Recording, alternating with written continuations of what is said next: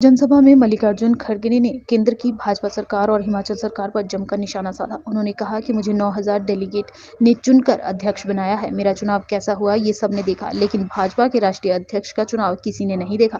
उन्होंने कहा कि वहां केवल नॉमिनेशन होता है, कांग्रेस में लोकतंत्र है। उन्होंने कहा भाजपा के नेता इस बात का प्रचार कर रहे हैं कि 70 सालों में देश में कोई विकास नहीं हुआ। भाजपा के नेता यह बताएं, हिमाचल सहित देश में सड़कें, अस्पताल, स्कूल, कॉलेज क्या केवल 8 सालों में ही बने हैं? सत्ता में आने के बाद भाजपा ने 2 करोड़ युवाओं को रोजगार देने की बात कही थी।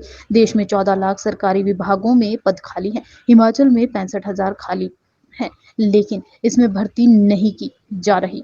नौजवान सड़कों पर है। देश की जीडीपी गिर रही है। केंद्र की भाजपा सरकार का इस और कोई भी ध्यान नहीं है। भाजपा केवल जुमलेबाजी ही करती आई है, लेकिन कांग्रेस जो भी वादे करती है उन्हें पूरा भी करती है। हिमाचल प्रदेश में कांग्रेस ने ओल्ड पेंशन बहाल करने, महिलाओं को 1500 प्रतिमाह अध्ययन, 300 यूनिट बिजली मुफ्त देने, 5 लाख युवाओं को रोजगार देने का वादा किया है और प्रदेश में कांग्रेस की सरकार बनते ही सबसे पहले ओल्ड पेंशन स्कीम को बहाल किया जाएगा। उन्होंने पूर्व यूपीए सरकार की उपलब्धि को गिनाते हुए कहा कि यूपीए सरकार ने हर व्यक्ति को खाने की व्यवस्था करने के लिए फूड सिक्योरिटी कानून लाया, शिक्षा का अधिकार के लिए आरटीआई लाई, मनरेगा को लागू कर मजदूरों को रोजगार दिया। शायद चंद बातें मेरे हिंदी और हिंदुस्तानी में होती हैं, इसीलिए ज़्यादा हिंदुस्तानी में जो खासकर पंडित जवाहरलाल नेहरू जी जो भाषण करते थे वो हिंदुस्तानी में होता था, तो वैसा ही मैं थोड़ा थोड़ा हिंदुस्तानी भाषा सीखा हूँ और आपके सामने यहाँ पर खड़ा इसलिए हुआ हूँ। मुझे हमारे नेता श्रीमती सोनिया गांधी जी, राहुल गांधी जी और सारे सीनियर नेतागण और 9,000 डेलीगेट्स, इन्होंने सभी ने मिलकर मुझे चुना है और मेरा एक कैसा हुआ, कितने दिन चला, इसका तो हिसाब हमारे बघेल साहब ने तो दिया, लेकिन नड्डा साहब का इलेक्शन कैसा हुआ ये किसी को भी पता नहीं, क्योंकि वहां पर चुनाव नहीं होते, सिर्फ नॉमिनेट किया जाता है और वो हमको बार बार ये कहते हैं कांग्रेस में कोई डेमोक्रेसी है? कांग्रेस के लोग कभी चुनाव कराए हैं? ये सवाल हमसे पूछते हैं। तो मैं अब उनसे पूछूंगा, आपके कितने डेलीगेट्स थे? आपके कितने उम्मीदवार खड़े हुए थे? आप किस ढंग से चुनाव कराया? ये मुझे हिसाब दो, जनता को दो। अरे आप तो करते नहीं और दूसरों को कहते हो कि वो नहीं हुआ, ये नहीं हुआ, और उनका तो एक कॉमन स्लोगन है, इस देश के प्रधानमंत्री से लेकर सभी नेताओं का एक ही स्लोगन।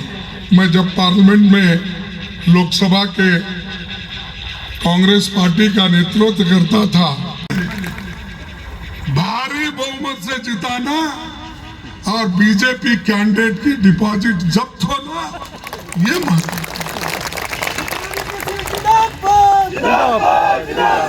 और हमने जो वायदे किए और हमारे पार्टी के नेताओं ने जो आपके सामने 10 वायदे रखे हैं और वो पूर्ति करने के हैं कि वो कोई असंभव नहीं है, सब संभव है। क्योंकि जब हमारी यूपीए सरकार थी उस वक्त मनमोहन सिंह जी के नेतृत्व में, सोनिया जी के नेतृत्व में 72,000 करोड़ रुपए हमने किसानों का कर्जा माफ किया। यहाँ के किसानों का भी कर्जा माफ करने का हमने बीड़ा उठाया है, वो जरूर करके रहेंगे। रही बात पुरानी पेंशन स्कीम की, तो उसमें तो बहुत कुछ शुक्ला जी ने बताया, हमारे बघेल जी ने बताया। ये स्कीम हम पहला लागू करेंगे, ये वायदा हमारे पार्टी का है, हमारे सरकार का है, और जब भी हमको मौका मिलेगा पहला कार्यक्रम, पहला कदम यही उठाएंगे।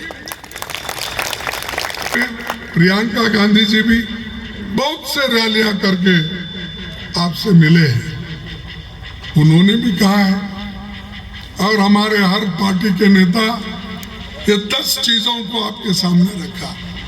एक, पुरानी पेंशन स्कीम होगी बहाल, यानी लागू कर दिया जाएगा।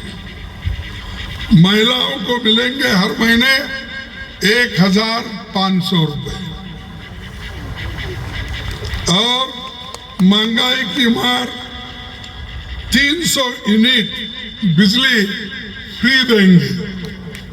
ये वायदे नहीं, ये जुमले नहीं है जैसा कि मोदी साहब ने जुमला किया। हर एक के जेब में अनेक जगह लाइट बिजली आ गई है। क्या सिर्फ 7 साल में मोदी के जमाने में आई है? ये 8 साल के जमाने में आई है? अरे आप सामान्य जनता को नौकरी नहीं दिला सकते। सरकार में जो हिमाचल प्रदेश में सरकारी 65,000 नौकरियां खाली है, 65,000, और देश में 14 लाख गवर्नमेंट वैकेंसीज है। आप वो वैकेंसी भर्ती नहीं कर रहे। क्या 65,000 है, आप भर्ती नहीं कर रहे। और सर्टिफिकेट प्रधानमंत्री बांटते हैं 70-75,000 लोगों का। अरे जब 13 लाख 14 लाख वैकेंसीज है, ये उन्होंने राज्यसभा और लोकसभा में हमारे स्टार्ट क्वेश्चंस, अनस्टार्ट क्वेश्चंस को जो जवाब दिया है, उसके आधार पे कह रहा हूं। सिर्फ मेरे मुंह जबानी नहीं या किसी को ब्लेम करने के लिए मैं ये नहीं कह रहा। उन्हीं के उत्तर है। आप देखिए, आपके गूगल्स पे निकाल के देखिए, लाखों वैकेंसीज हैं, वो भर्ती नहीं कर रहे।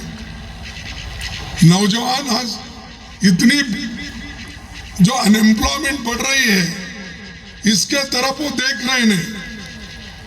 इन्फ्लेशन दिन पे दिन, अवश्य वस्तुओं की कीमतें बढ़ रही है, उधर वो देख रहे नहीं। जीडीपी आपकी गिर रही है, उधर आप देख रहे नहीं। यहाँ का किसान अपने फल को बेचने के लिए उसको मंडी नहीं है, ठीक ढंग से एमएसपी नहीं है, ये नहीं देख रहे। अरे यहाँ 40-50 रुपए में जो फल ले जाकर 200 रुपए में बाहर बेचते हैं, उनको मोदी सरकार सपोर्ट करती है, उनको यहाँ के चीफ मिनिस्टर सपोर्ट करते हैं। तो क्या आपको ऐसी सरकार चाहिए? ऐसे मोहब्बत से रहने वाले लोग हैं, इनको तो आप बेवकूफ नहीं बना सकते। उनको बना सकते जिनको मालूम नहीं है। उनको कह सकते मैं 15 लाख दूंगा, 2 करोड़ नौकरी दूंगा, फलाना करूंगा। ये उनको कहो। यहाँ के लोग पढ़ते हैं, लिखते हैं, सुनते हैं, टीवी देखते हैं, फिर उसके ऊपर से अपना निष्कर्ष निकालते हैं। सिर्फ देखने से ही संतुष्ट नहीं हो, अपना भी कोई दिमाग लगा के काम करते हैं। तो ये हमारा स्टार्टअप फंड भी होगा, मोबाइल क्लिनिक होगी और हर विधानसभा में 4 अंग्रेजी मीडियम, इंग्लिश मीडियम स्कूल खोलेंगे, क्योंकि इंग्लिश मीडियम अगर स्कूल खोलेंगे तो गरीब बच्चों को भी उसका फायदा होगा। अमीर लोग तो अपने बच्चों को बड़े बड़े शहर में जहाँ इंग्लिश मीडियम है वहाँ भेजते हैं। सरकारी नौकर के बच्चे भी वहाँ जाते हैं। एक सब जगह मुझे इंफॉर्मेशन मिल रहा है, मैं क्रॉस चेक कर रहा हूँ कि हिमाचल प्रदेश में कांग्रेस पार्टी की सरकार आएगी, जरूर आएगी। कांग्रेस पार्टी जिंदाबाद। तो ये भाई जाएगी, बीजेपी जाएगी। तो ठीक है, तो मैं आपसे यही निवेदन करता हूँ कि जो मतपेटी रहती है, पोलिंग बूथ रहती है, वहाँ पर जाना जरूरी होता है। जब तक आप गांव-गांव के लोगों को बुलाकर वोट नहीं डलवाएंगे तो बड़ा मुश्किल हो जाएगा। इसीलिए मैं आपसे फिर एक बार विनती करता हूँ कि आप सबको एक पूरा अपना शक्ति देकर पोलिंग बूथ पर जाकर वोटिंग कराओ और इतने छोटी सी समय में इतनी संख्या में लोग जमे हैं, तो इसका यही अर्थ है कि कांग्रेस के पीछे, कांग्रेस के साथ सभी लोग हैं। यही